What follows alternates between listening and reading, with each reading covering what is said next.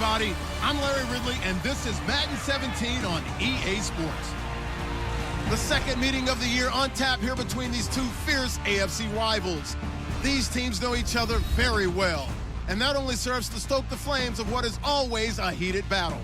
It's the Browns going up against the Steelers. With that, we'll send it over to Brandon Gotton and Charles Davis. They've got the call in this Week 5 matchup. Right at the convergence of the Three Rivers on Art Rooney Drive, we welcome you to Heinz Field in Pittsburgh, Pennsylvania. Today, we've got a good Week 5 matchup in store here between the Cleveland Browns and the Pittsburgh Steelers. With Charles Davis, I'm Brandon Gordon. Charles, we look at this Steeler ball club entering play. They come in feeling good after back-to-back victories. And the offense last week, they had things humming. If you're a defensive player, you may get overshadowed a little bit, but you're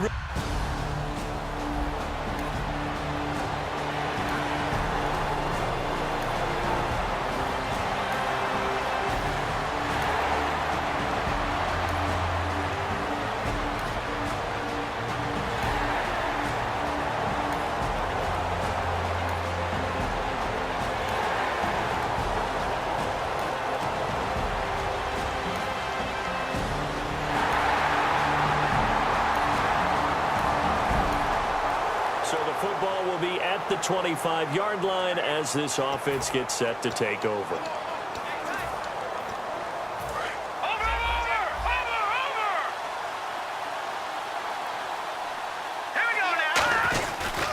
On the ground, this is Isaiah Crowell. Officially no gain on the play, and it's second down. In a 3-4 defense there and against the run, a lot of responsibility can fall on that nose tackle.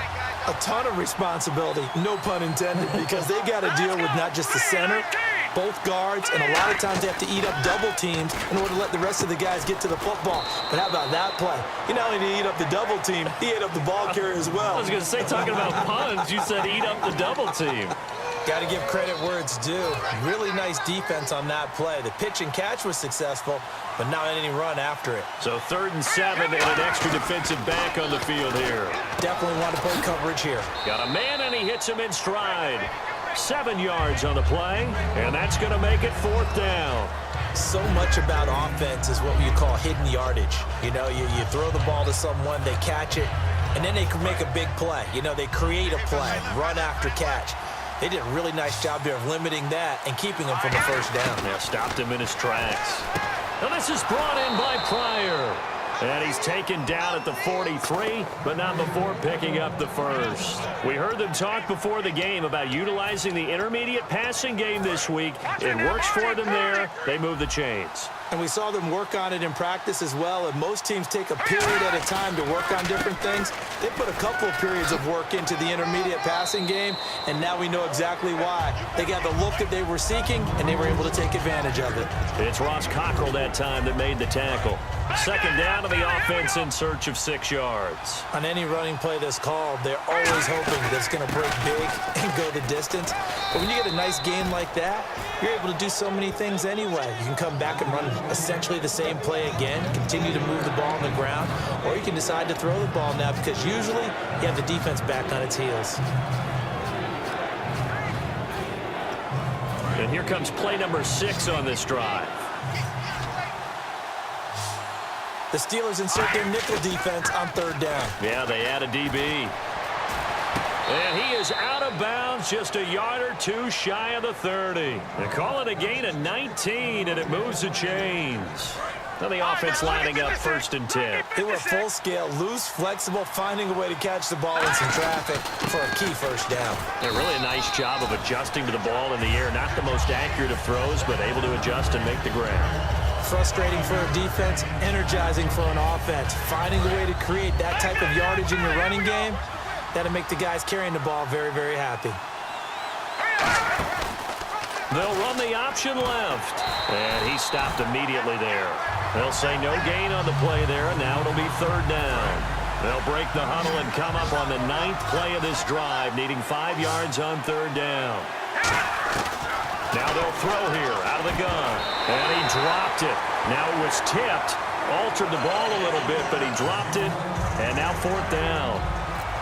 Anytime a ball's thrown in the middle of the field, it's popped up in the air, I expect someone to catch. It doesn't matter whether it's offense or defense because there's usually a great amount of bodies in that part of the field.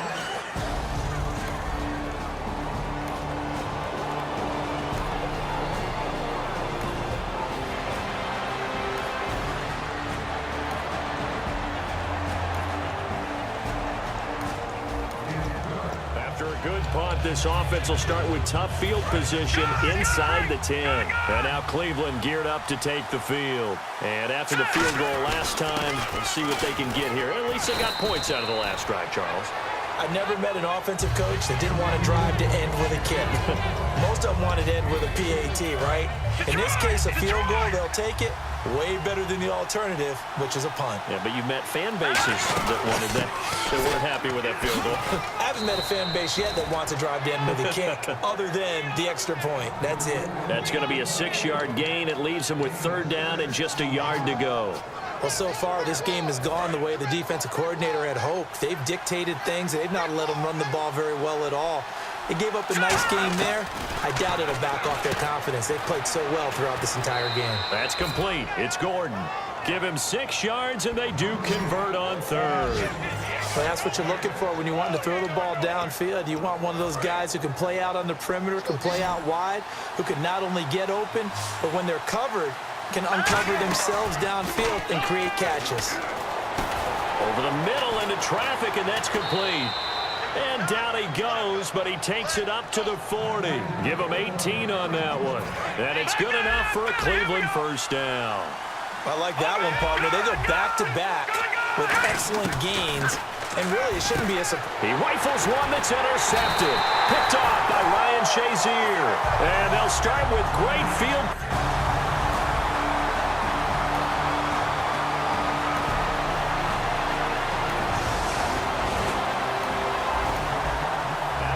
Excellent punt. This offense in a tough spot down inside their own 5.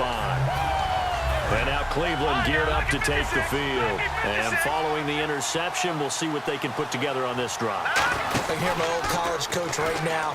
He always used to tell us before every game, the team making the fewest mistakes will win.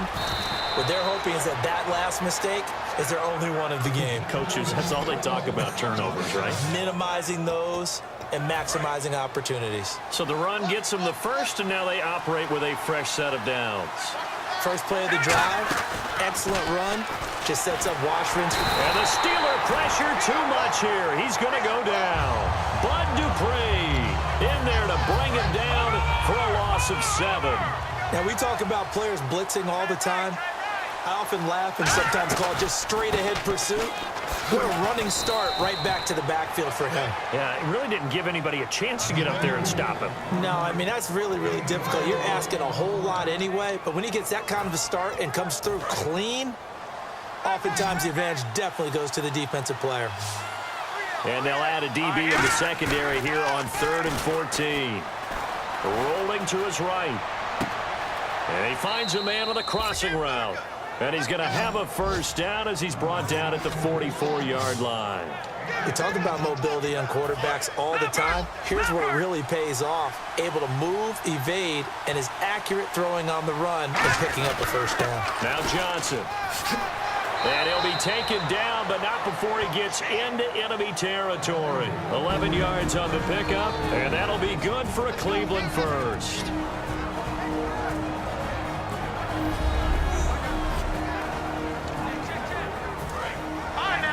We remind you that coming up at halftime, we'll pay a visit to Larry Ridley in Orlando with our EA Sports Halftime Report. They stay on the ground on 1st with Johnson. Past the 20. And all the way in. Touchdown, Cleveland. Duke Johnson, his 3rd touchdown now on the year. And the Browns are able to cash in for 6. And on that long run, maybe the defense caught napping a little bit. The concentration level may not have been there. I agree with you on that one because those types of...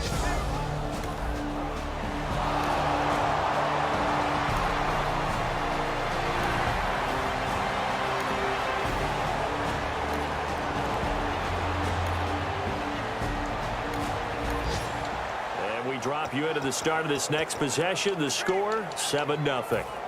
And now the Browns coming out on the field. And it's a unit last drive that did it all on the ground, Charles. And they controlled it from the interior. Big on big, right? Offensive lineman versus defensive lineman. But you know, in order to keep the football moving downfield, other people have to get involved as well. Your wide receivers, your tight ends, lead runners, anything that you have possible to get in front and keep the ball moving. And he is going to lose yardage here.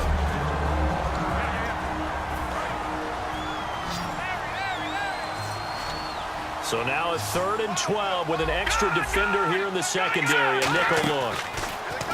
They'll drop to throw. Nowhere to escape, and he goes down. So a defensive timeout, chance to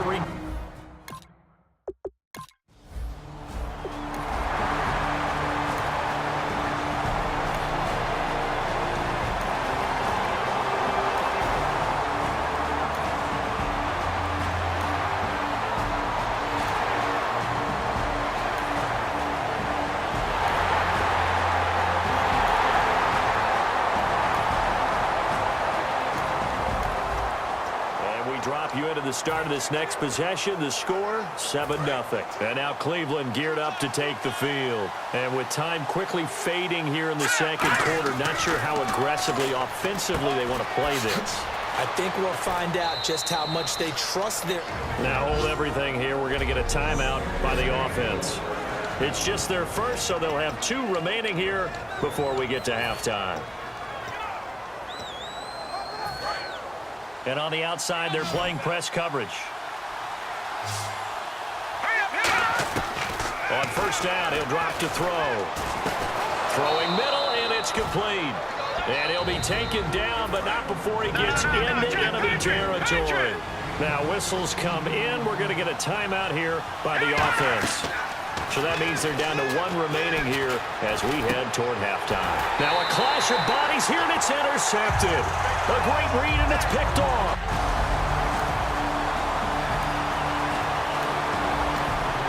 This offense ready to get back out there as they'll have the football to start the 3rd quarter. Here's the Browns offense now getting set to start off this 3rd quarter. They're down here, but very much in this game. What's the tonality of a coach's talk when a game is within striking distance like this at intermission?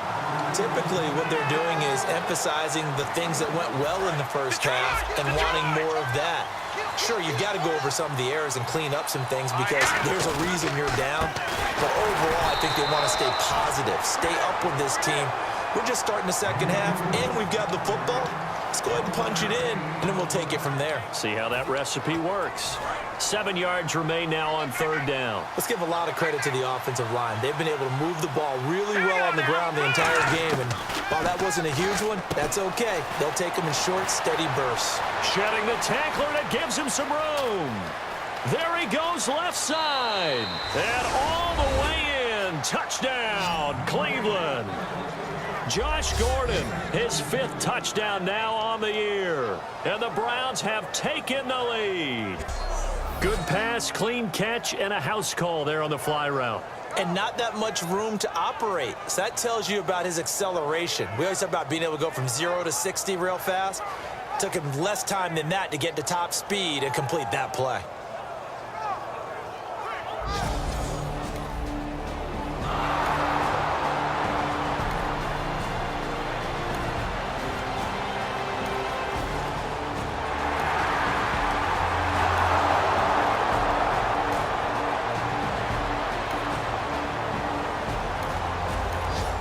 So now this offense will take over, and they will have the football at their own 20-yard line. Heading out as the Cleveland offense now as they get set to take over here. They'll run it now out of the gun. Gets this to the 24 for a gain of 4. Well, partner, they've been running it well the entire game, and the big guys up front, they're a huge reason why. And now they're reaping the benefits as they continue to open up big holes and gain nice yardage. They'll run it now out of the gun. And he'll get this up to the 34-yard line. It's a 10-yard pickup, and it moves the chains. Well, how many times do we say in this game that speed kills, and it does it in so many different ways? In this case, you got a back who's quick and shifty. Can make moves, make people miss, but also gets to and through a hole before it can close down. That's some of the benefits of that speed, not just outrunning people in the secondary, and that led to a really nice gain. Man, defensively, that hurts. They got him out of his rhythm. They had him hemmed in, but somehow he was able to tuck it away and get away for a gain. They'll run it now out of the gun. Just a yard on the first down carry, so it's 2nd and 9.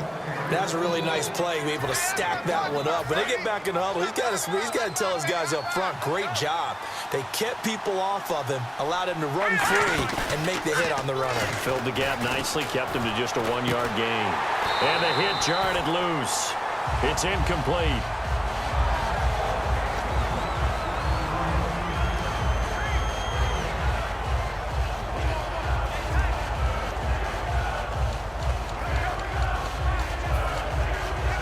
Now they'll need the 39 here for a first. This is 3rd down.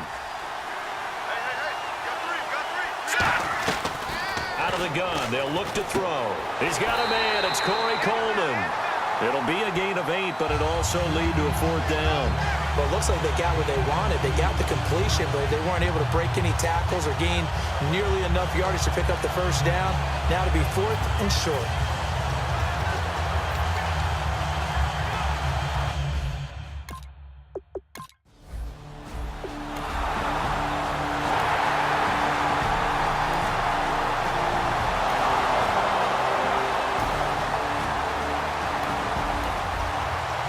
Drop you into the start of this next possession. The score, 7-0.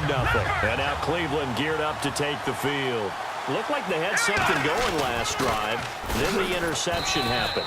Will they recover? The memory they need to keep with them is that they did have something going. They were moving the ball on offense, had a nice sequence going. Don't worry about the other part. You can't get that back. Let's go back to what you were doing well before. I thought you were going to say they need to have no memory, but remember the good part, forget the bad. I like that even better. 5 yards is the pickup there as that extends this drive. And that's a nice pickup of a first down on that 2nd down run. And at that yardage gained, they can run that play on any down. They come out here in the eye. Now a play fake here on first down. Looking for his tight end on the corner. It's complete. And he'll be taken down, but not before he gets into enemy territory. And the game just keeps evolving. Big guys running those corner routes, so difficult to cover. They'll hand it off now. Johnson. So he got free of 1 tackle, but couldn't do a whole lot else. Holding offense. So a little grabbing there, but this time it goes against the offense for holding. Looking to jam the receivers at the line here. Press coverage look defensively. After the penalty, it's Crowell. And he'll fight his way forward to about the 48-yard line. 4 yards on the pickup. It'll be 2nd down. I don't care what the emphasis is in the NFL at any given time. Every defense is still going to say their #1 goal every game is stop the run. And right now, they're not doing that, and that really chips away at your confidence. Only 2 yards on the pickup there, and now they're looking at a long 3rd down. 3rd down, still 14 yards left.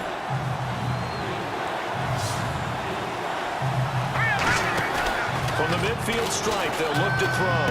And a hook up over the middle to Pryor.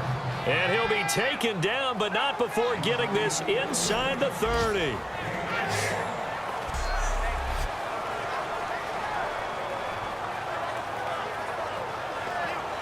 We're back now in Pittsburgh.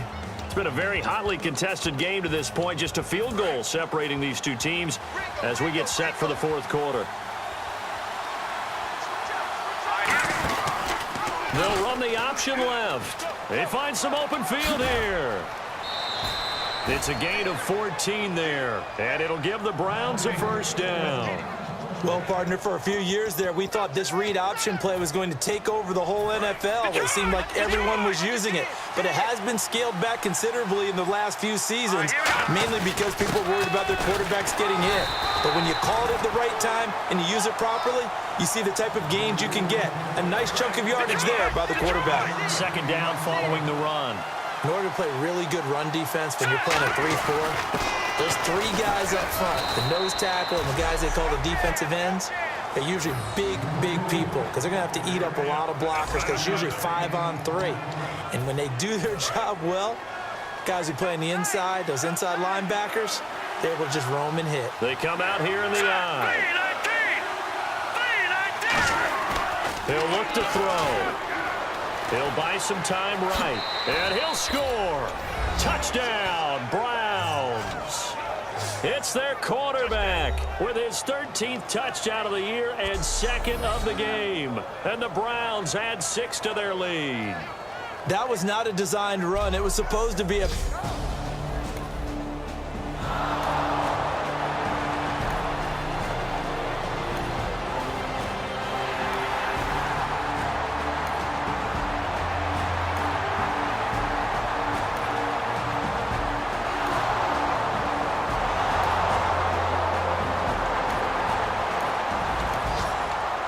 Football will be at the 25-yard line as this offense gets set to take over. And now the Browns offense trots back onto the field. And they'll start the drive on the ground with Johnson. And nothing doing. He's immediately taken down at the line of scrimmage. Call it no gain on the play, and it'll be second down. And as a defensive end, getting off the ball quickly, swarming to the football, making a tackle, that's what we saw right there. Yeah, that's what their job is. And really, a lot of the time, they have to throttle back a little bit in the run game because you know those defensive ends, they're like in a sprinter stance. Isaiah Crowell, he's all alone. 20. And all the way in. Touchdown, Cleveland. Isaiah Crowell, his 6th touchdown of the season. And the Browns add on to their lead. And that run massively increased his production in this game, and now he's over 100 yards. And break out your calculator, partner, because his yards per carry went up significantly, right? Big-time jaunt all the way to the end zone.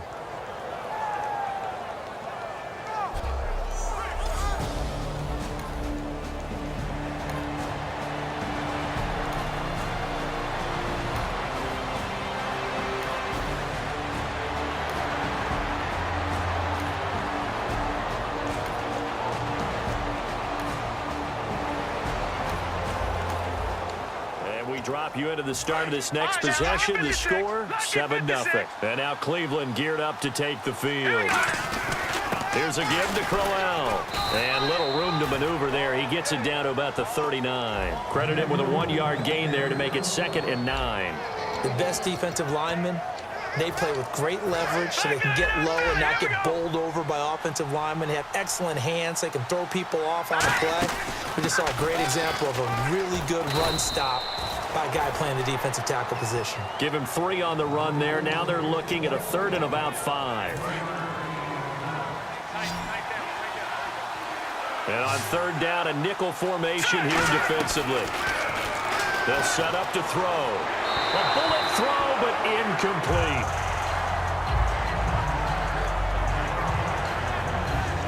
So out comes a field goal team now for the 2nd time here today.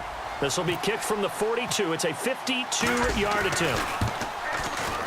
And the 12-year veteran knocks it right through, and that will swell the lead to 16. So they settle for just the 3 there, but clearly anything helps when you're trying to salt one away here in the 4th. Without a doubt, I think a touchdown would have been the final nail. But 3 does give them some breathing room and lets it...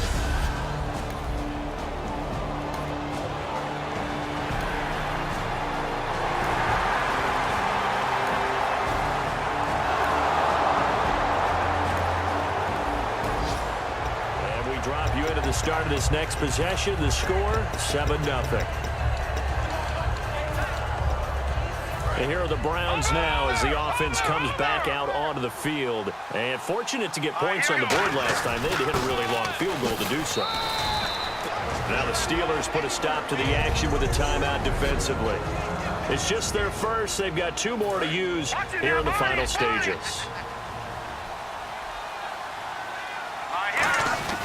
Now a handoff to Crowell. And he'll be taken down after a short gain as that takes us to the 2-minute warning. And the Steelers signal for another timeout. That'll leave them with just one remaining in this fourth quarter of play. So they run it on second down. Now let's see what third down brings here for the offense. From the shotgun, he'll look to throw. And he's got his man on the out route. A great effort there to shed the contact, and it helps him pick up the first. Offense comes to the line now, 1st and 10.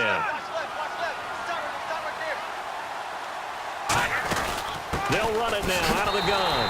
And this one goes nowhere. Losing yardage on the play back at the 46. It's a loss of a yard there, and now 2nd down. Hey, a lot of points have been scored in this game, but what a nice play by the defense. Stepping up on that one. Maybe they'll get things going in their direction after a play like that. Now it's Crowell. And some room to roam now. Oh, he faked him with a juke. Now he's got some room.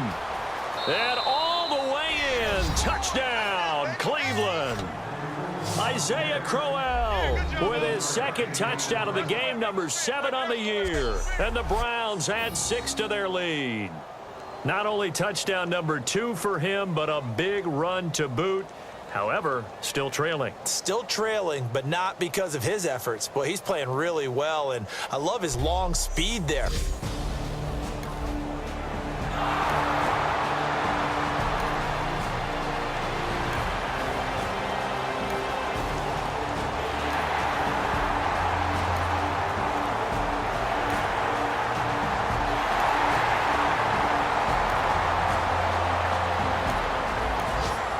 So the football will be at the 25-yard line as this offense gets set to take over. And now Cleveland geared up to take the field. The clock cannot be stopped here. Defense can't do anything. So kneel it down, take it home. No doubt about it. It's what you practice for in winning situations each and every week. Victory formation. Take a knee and go on into the locker room and celebrate. Call it a victory. And this will likely be the last play and wrap things up. Well, Charles, the forecast called for rain throughout the entire game, and we got rain throughout the entire game. But these two teams, they had fun getting dirty out there. They love the slop. Did you trust the forecast ahead of time? Are you one of those guys that's skeptical about it, or did you trust it? But when I saw just a big blob of green on the radar, I said, okay, let's trust. Yeah, and that's why I'm glad you took my advice. Got your notes laminated, because, you know, open-air booth, that rain can affect us as well, although not as much as the guys on the field. But let's face it, it's kind of fun to watch these types of games, isn't it? It is. By the way, how impressive is it that you travel with a laminator? I didn't even know there was a portable laminator. The things that you learn. Golly, wise beyond his years. So for Cleveland, that early momentum continues here as they move to 4-0. And they'll return home next week to take on the Indianapolis Colts. Meanwhile, for the Steelers, they drop below 500 to 2-3 with a loss. And they'll try to turn things around next week as they have a matchup in Cincinnati against the Bengals. That'll do it for us. For Charles Davis and all our hardworking crew, I'm Brandon Gaudin. You've been watching